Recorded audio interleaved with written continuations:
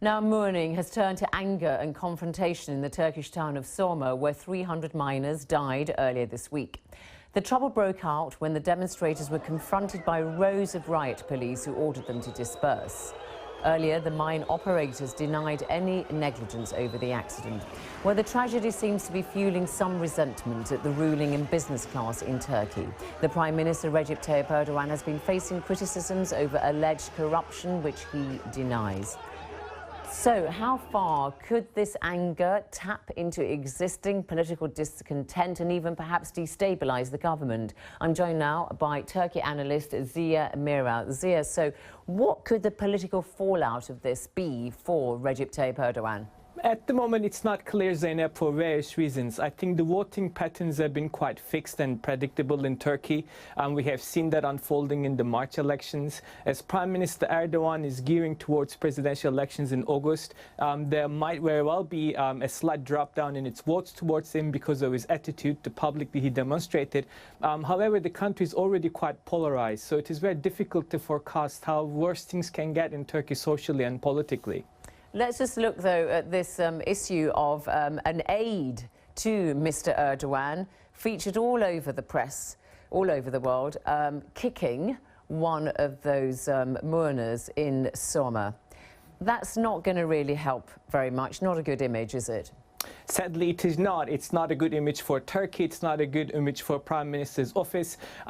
His own apology, the aide has defended himself by saying that he was under pressure, under threat and under attack, though he sent a weak apology.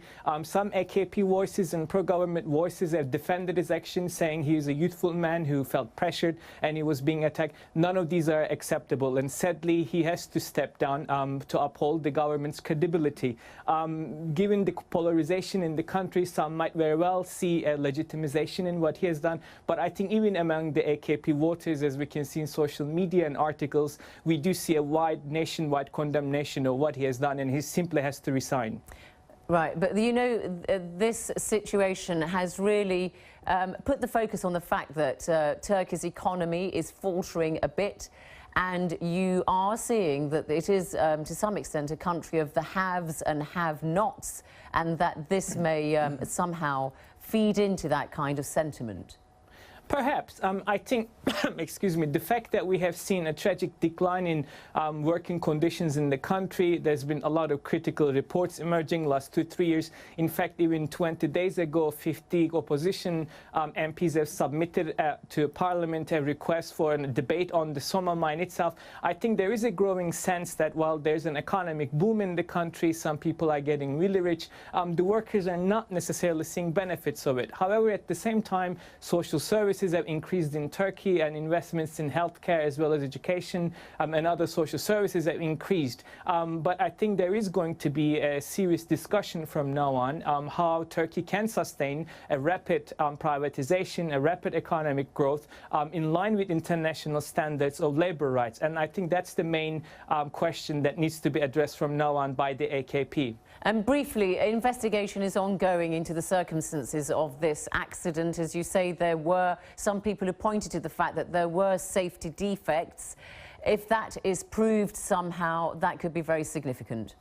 It could, in fact. At the moment, there's too much information that contradicts itself. It's clear that a fire started and caused a carbon dioxide poisoning for most of the deceased miners. The company does not accept any responsibility. It says we have been investigated in our regular checks. I mean, I think there are 3 layers of responsibility here. One is the company itself and its operations. Yeah. And then secondly, the ministry that is in charge of these operations, and then the Prime Minister's office for their policies on labor and mining. Ziya Meral, thanks very much indeed. That's it.